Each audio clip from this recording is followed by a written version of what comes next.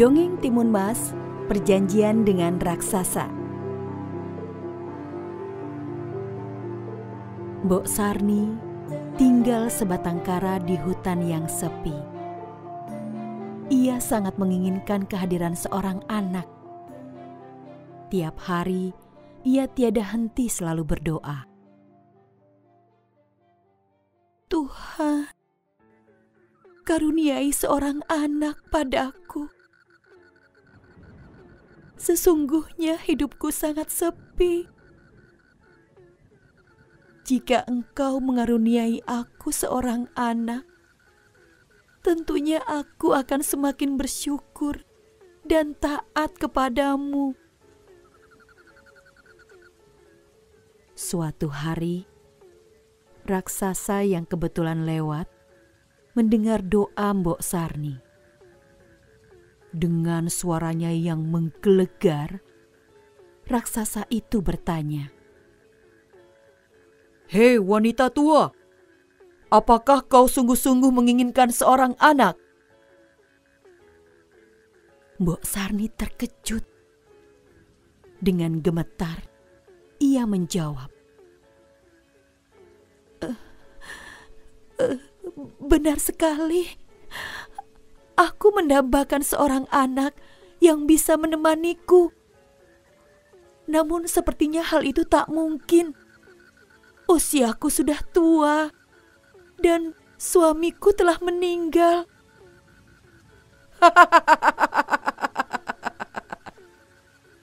"Aku bisa mengabulkan keinginanmu dengan mudah, tapi tentu ada syaratnya. Apakah kau bersedia?" tanya si raksasa. "Baiklah, aku bersedia," sahut Mbok Sarni menjawab, walau hatinya takut melihat sosok raksasa yang besar dan seram. "Peliharalah anak yang kuberikan padamu nanti. Beri ia makan yang banyak supaya gemuk. Aku akan menjemputnya saat ia berusia 6 tahun. Ucap si raksasa menggelegar. "Menjemputnya? Untuk apa?" tanya Mbok Sarni heran. "Tentu saja untuk kumakan. Anak yang gemuk adalah hidangan yang paling aku sukai." Raksasa tergelak. Suaranya menggelegar, menggetarkan hutan yang tadinya sepi. Mbok Sarni pun mengikuti saran si raksasa untuk menanam biji mentimun yang didapatkannya. Biji itu tumbuh dan berbuah dalam waktu singkat. Dalam beberapa hari saja, pohon mentimun tumbuh dengan buahnya yang sangat besar, siap untuk dipanen. Betapa terkejutnya Mbok Sarni ketika sedang memetik salah satu mentimun. Di hadapannya terdapat bayi perempuan yang cantik. Bayi itu dinamai Timun Mas karena ia lahir dari mentimun yang berwarna keemasan. Hari ini Timun Mas genap berusia 6 tahun. Mbok Sarni ingin memasak nasi kuning sebagai ucapan syukur. Ketika ia sedang sibuk di dapur, bumi bergetar. Bum, bum, bum. Seperti langkah kaki raksasa. Gawat, raksasa itu sudah datang. Untung Timun Mas sedang pergi. Aku harus mencari akal untuk mengusir raksasa itu, kata Mbok Sarni dalam hati. "Hai, ibu tua, keluarlah. Mana anakmu?" teriak raksasa itu. Mbok Sarni cepat keluar menghampiri si raksasa. Sabar, aku akan menyerahkannya padamu. Tapi Apakah kau mau? Tubuhnya masih kecil dan kurus. Aku rasa ia belum cukup lezat untuk kau makan." "Hah? Berarti kau tidak menjaganya dengan baik. Mana anak itu?" teriak raksasa lagi. "Ia sedang pergi. Percayalah padaku. Kembalilah 2 tahun lagi. Aku jamin ia sudah gemuk," jawab Mbok Sarni. Raksasa itu percaya pada perkataan Mbok Sarni. 2 tahun bukanlah waktu yang lama, pikirnya. Sepeninggal raksasa, Mbok Sarni mencari akal untuk menyelamatkan Timun Mas. Ia juga berdoa supaya Tuhan memberinya jalan keluar. Suatu malam, Tuhan menjawab doanya. Mbok Sarni bermimpi bertemu dengan seorang pertapa di gunung. Pertapa itu menyuruh Timun Mas untuk menemuinya. Ia akan menolong Timun Mas. Saat Mbok Sarni terbangun, ia merasa tak ada salahnya untuk mencari pertapa itu.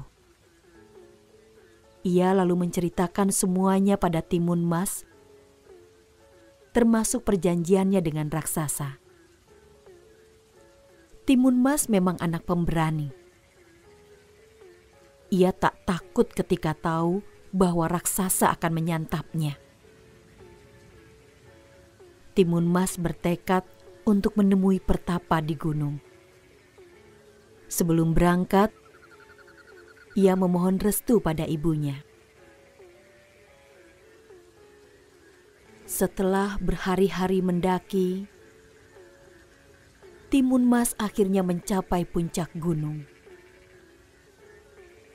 Ia melihat seorang lelaki tua berambut putih dan berjubah putih.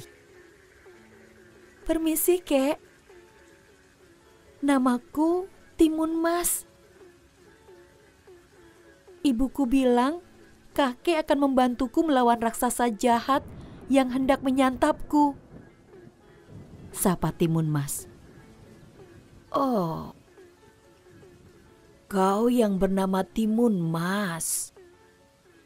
"Iya, aku memang mendatangi ibumu lewat mimpi. Cucuku, jika raksasa itu kembali, berlarilah dengan kencang," pesan si pertapa itu. "Langkah kakinya lebar, aku pasti mudah tertangkap," kata Timun Mas heran. "Ambillah 4 buah bungkusan kecil ini. Lemparkan satu persatu ketika kau melarikan diri," jawab pertapa itu dengan tegas. Timun Mas paham. Ia lalu pamit pulang. 2 tahun berlalu. Saatnya raksasa kembali untuk mengambil Timun Mas. Benar saja. Tiba-tiba terdengar langkah kaki dan teriakan menggelegar. "Mbok Sarni! Mana anakmu? Aku sudah lapar!" teriaknya. "Kumohon, jangan makan dia," pinta Mbok Sarni. "Enak saja. Kau sudah berjanji. Kau tak boleh mengingkarinya," jawab raksasa. Dengan terpaksa, Mbok Sarni membawa Timun Mas menemui raksasa itu.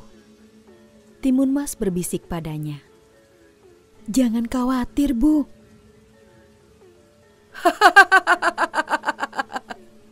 Wah, ibumu benar-benar merawatmu dengan baik.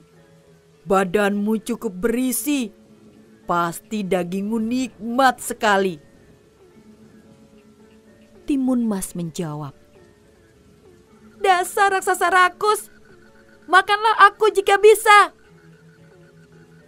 Setelah berkata demikian, Timun Mas lari sekencang-kencangnya. Dengan marah, raksasa itu segera mengejarnya. Timun Mas terus berlari dan berlari. Namun, ia mendengar langkah kaki raksasa itu semakin mendekat. Timun Mas segera membuka bungkusan pemberian kakek pertapa itu. Bungkusan pertama ternyata berisi biji mentimun. Ia melemparkannya ke arah raksasa. Keajaiban pun terjadi. Biji mentimun itu berubah menjadi ladang timun yang buahnya sangat banyak. Langkah raksasa tertahan oleh ladang timun itu. Dengan susah payah, ia harus melewati rintangan dan batang-batang pohon yang meliliti tubuhnya. Namun, ia berhasil meloloskan diri. Ia bertambah marah. Timun Mas menoleh ke belakang. Gawat, ia berhasil lolos. Aku harus segera membuka bungkusan kedua, pikirnya. Bungkusan kedua itu berisi jarum. Timun Mas melemparkan jarum-jarum itu. Apa yang terjadi? Jarum-jarum itu berubah menjadi pohon-pohon bambu yang tinggi dan berdaun lebat. Raksasa harus bekerja keras menerobos pohon-pohon bambu itu. Badannya terluka karena tergores batang-batang bambu. Meskipun tubuhnya berdarah, ia pantang menyerah. Justru larinya semakin kencang setelah berhasil melewati hutan bambu yang dibuat Timun Mas. Ia kesal karena dipermainkan oleh Timun Mas. Timun Mas membuka bungkusan ketiga. Sambil terus berlari, ia melemparkan isi bungkusan itu, yang ternyata adalah garam. Lagi-lagi keajaiban terjadi. Garam itu berubah menjadi lautan yang luas. Namun, lautan itu tak menjadi penghalang bagi raksasa. Ia berenang melintasi lautan itu dan berhasil mencapai tepi. Raksasa mulai kelelahan. Tapi mengingat lezatnya daging Timun Mas, ia kembali bersemangat berlari. Timun Mas ketakutan melihat kekuatan raksasa itu. Bungkusan terakhir adalah harapan satu-satunya. Sambil berdoa, Timun Mas membuka bungkusan keempat. Isinya adalah terasi. Sekuat tenaga, Timun Mas melemparkan terasi itu ke arah raksasa. Apa yang terjadi? Terasi itu berubah menjadi lautan lumpur yang panas mendidih. Raksasa yang berlari kencang tak dapat menghentikan langkahnya. Ia pun terperosok ke dalam lumpur. Ia berteriak dan meronta. Namun semakin ia meronta, semakin dalam lumpur itu mengisap tubuhnya. Ia akhirnya tenggelam ke dalam lumpur panas. Timun Mas menghentikan langkahnya. Ia lega karena berhasil menyelamatkan diri. Ia berjalan pulang ke rumahnya. Mbok Sarni yang terus menangis sepeninggal Timun Mas sangat bahagia melihat kepulangan putrinya. Mereka berpelukan dan mengucap syukur pada Tuhan atas pertolongannya. Sejak saat itu, Mbok Sarni hidup bahagia bersama Timun Mas. Nah, pesan moral dari cerita rakyat Jawa Tengah, Timun Mas, adalah jangan berjanji jika kau merasa tidak mampu untuk memenuhinya. Orang akan marah jika kau ingkar janji padanya.